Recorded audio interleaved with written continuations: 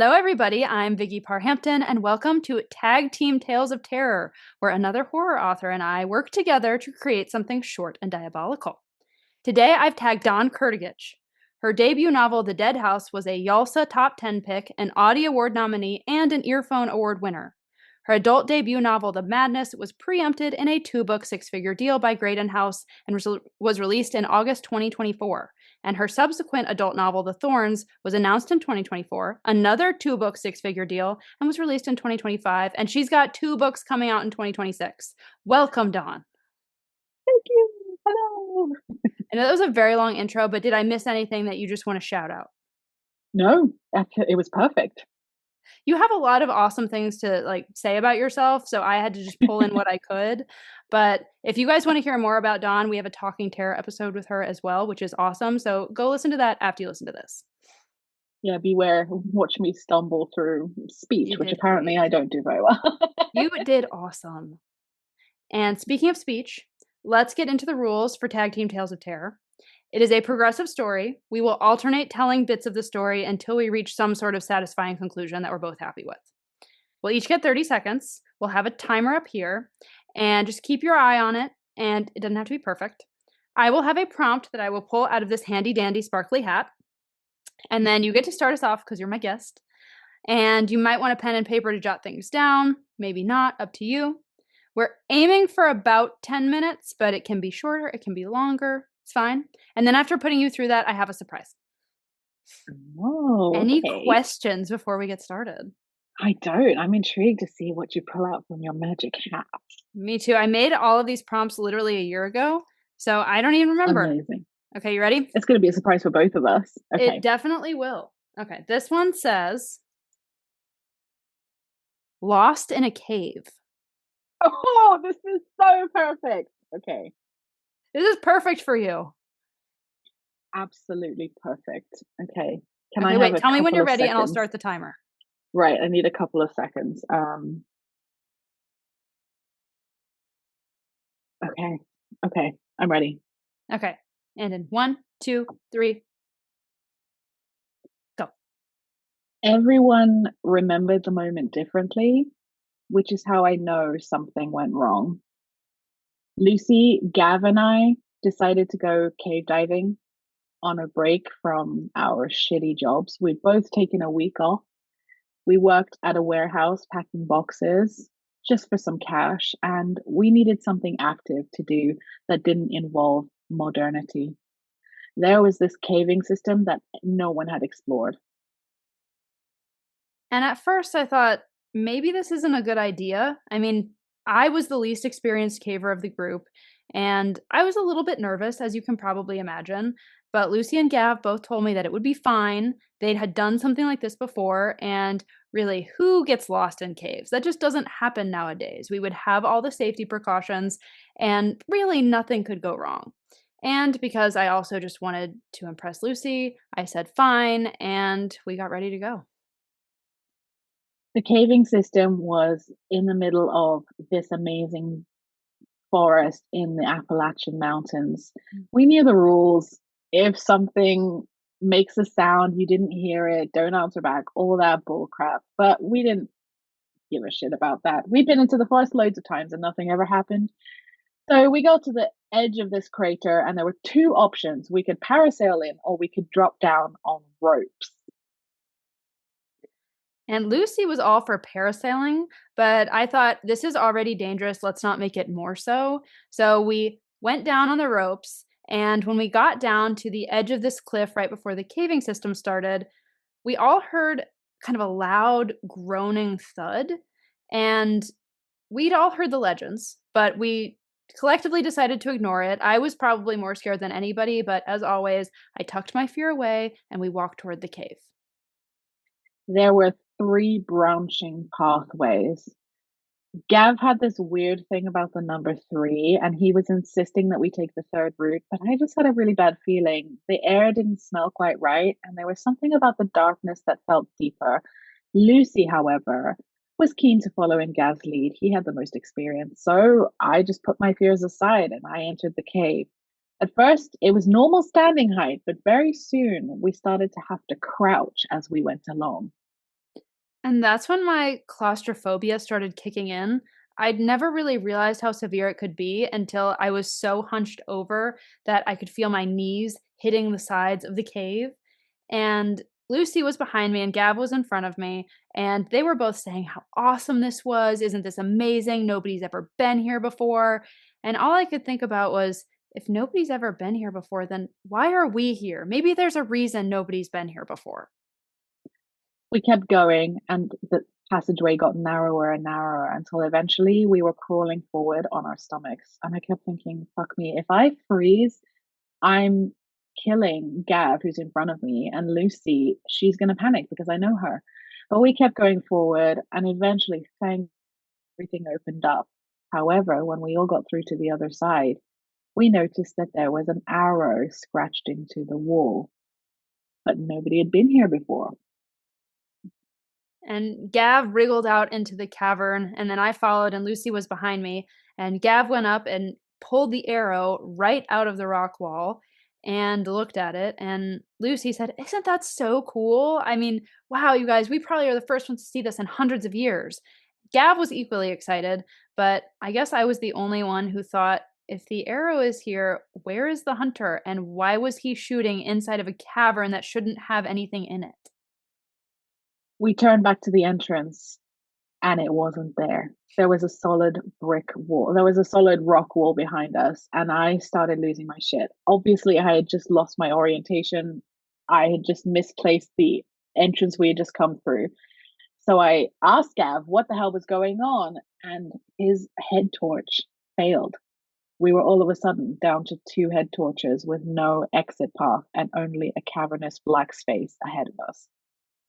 I started to panic. I could feel myself hyperventilating, but Lucy put a hand on my shoulder and said, "It's okay. You need to calm down. Don't freak out." That's the first thing that people tell you not to do when you're in a cave. Don't freak out. Don't use up all of the oxygen in the room. So I took some deep breaths. I got myself calmed down and we started looking for the exit because I think they realized that I was just about done. I'd had enough of caving for the day and I really wanted to get home. I took Lucy at her word. I took a few deep breaths and I thought, okay, logic prevails. Can't let myself panic. So I started looking. Lucy and I had the only torches. So Lucy and Gav went one way and I went the other, just searching for something. In the distance, I could hear a trickling of water. And I thought, oh, this might be a good sign. Maybe there is an underwater river system and we could follow it out to the entrance. But then Lucy screamed, Gav's gone. I can't find him. And I whipped around and I saw Lucy standing by herself.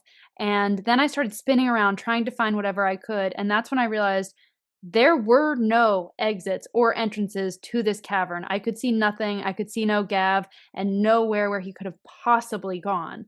So I ran to Lucy. I grabbed her and I said, "We have to get out of here. We have to." And at this point, she did not take her own advice. And we both started panicking and screaming and yelling for Gav.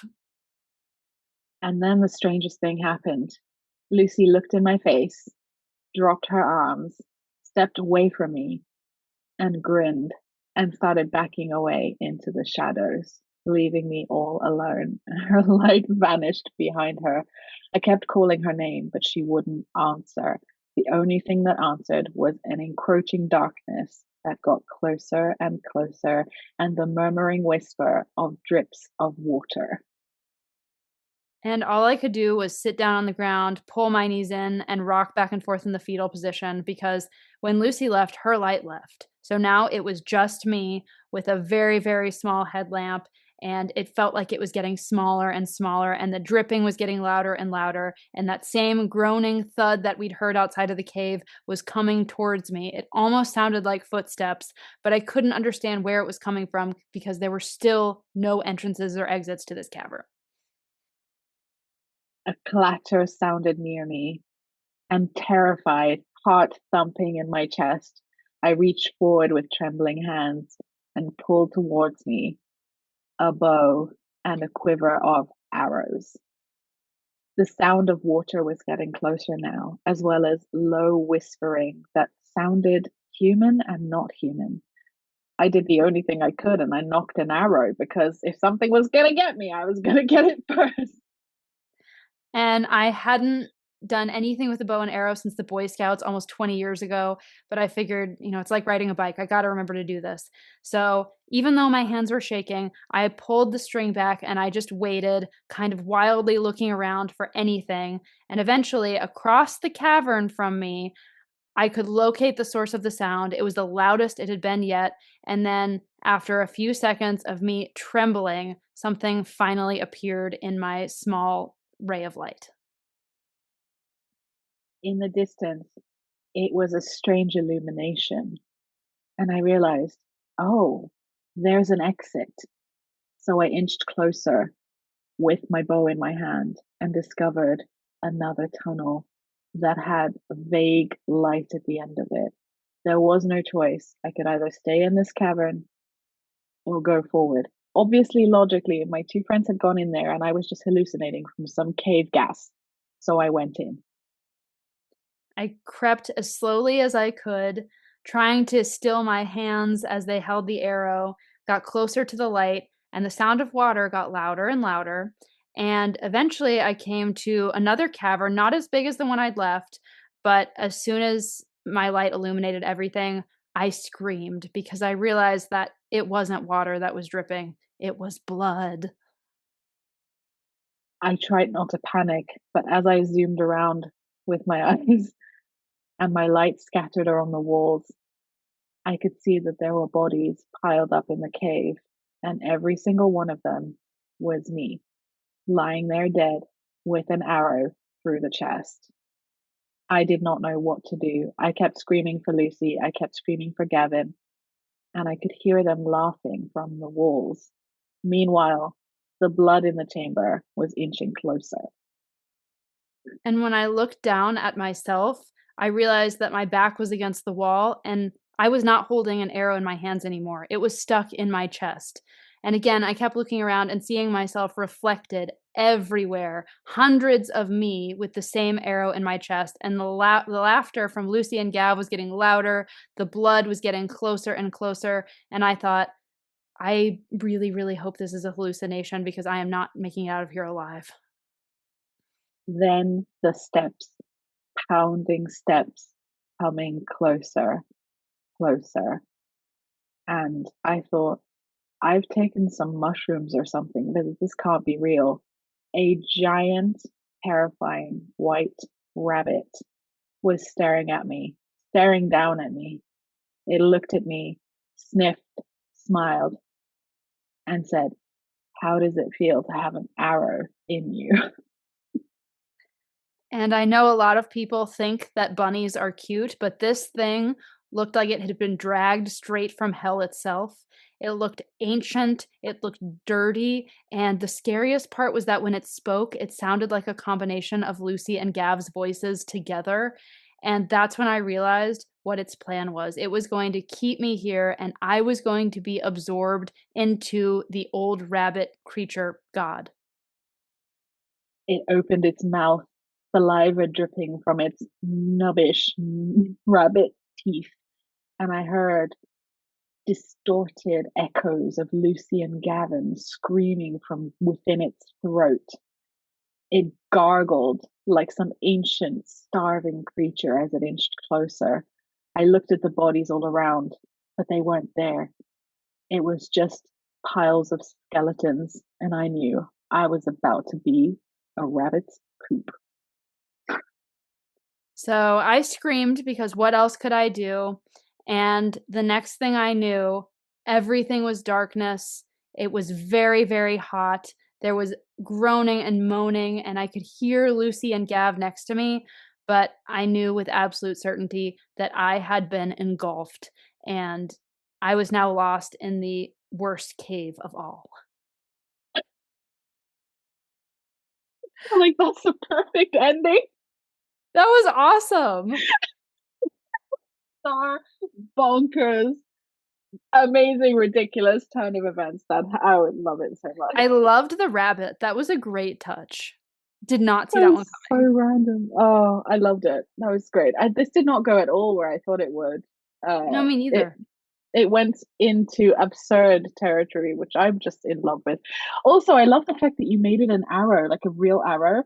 I thought I meant like a drawing of an arrow on the Oh, I was wall. picturing like an arrow like stuck in there. I think, but that opened it up so much. I love this because you never know what your partner's gonna say. True. This is so fun. It's almost like you could write a whole story or a whole novel with someone just by exploring these prompts. I feel quite energized. It's fun, right? I feel like if Yeah, anybody ever had writer's block, this is the best way to get rid of it. yeah, You just absolutely. You just have to say log on a something. call. Yeah, you did You just log awesome. on a call and like you just say whatever comes to you. I don't know why it went in such a funny direction for me. I just great. I loved it. Yeah, I'll never look at rabbits the same way. Yeah, we should call it the rabbit cave or something. I don't know. Okay, Give it a that good was gonna be my title. next question. We gotta give it a title. Mm. Rabbit's a bit of a spoiler. Maybe we could call it Mm, something like the arrow in the cave or mm, do you have any ideas? hmm. The I like that direction. caving dot dot dot or caving. Or Stephen. Oh, a different kind of cave. Let's do it. Yeah, a Write that different down. kind of cave. I love the last line that you came up with. That was fantastic. Absolutely brilliant. Thank you. It reminded me a little bit of like, did you read Whale Fall by Daniel I Kraus? haven't. No, I've Okay, got I it don't to want to read, give you but anything I away, but haven't. that is a really, really good book and so different. Oh, okay. I'm And gonna yeah, push it okay. up my list. Yeah, add that to your Okay, TBR. make a note of it. It's a good one. Well, I don't know about you, but I am pretty hungry after all of that. So it's time for the surprise. I have Ah. created an absolutely delicious recipe based on the Seventh Sister. I'm so excited. Tell me. This is actually one of my favorite recipes I've ever created. It's just so good. So Okay. I call this, and tell me if I mispronounce this. I call this all hail Daudir mushroom So Alfredo. in an American accent, I would say daughter, like Daudir. daughter, Okay. daughter. Yeah, All hail daughter mushroom Alfredo. I love this. I It is love it. fire. I mean, obviously, I had to include mushrooms because, Yeah. the book. Mhm. And I saute those with some peas and some onion. And then you can toss it together with your favorite pasta. And you top it off with this. It's a cashew based sauce, but I promise it's good. Yeah. And it is absolutely packed with flavor. And you will not be able to stop eating this or hailing daughter. So- Oh, I'm so there. I'm gonna make it and send you a photo. Please do. I have made it I many, will. many times. And I will be including this recipe in the show notes for people who need some serious fuel while reading. Exactly. Or worshipping forest gods. I You mean, do yeah, you. that's energy Mhm. intensive business right there. Exactly. But seriously, That this is was this is fantastic. so good. It's so good. I'm sure that the Ward sisters would absolutely devour that, and I plan to do the same. Excellent. Well, thank you so much for doing this with me and tell everybody where people can find you and keep up with you and your work. Well, thank you so much for having me. This was a lot of fun, and also it's given me a new way of getting out of blocks. Mm. So I'm very intrigued by this. I can be found mostly on Instagram. I do have a TikTok, but I'm not really there. And you can find me on my website or via my monthly newsletter. But Instagram's your best bet. Awesome. Well, again, thank you so much. This was great. Thank you for having me so much.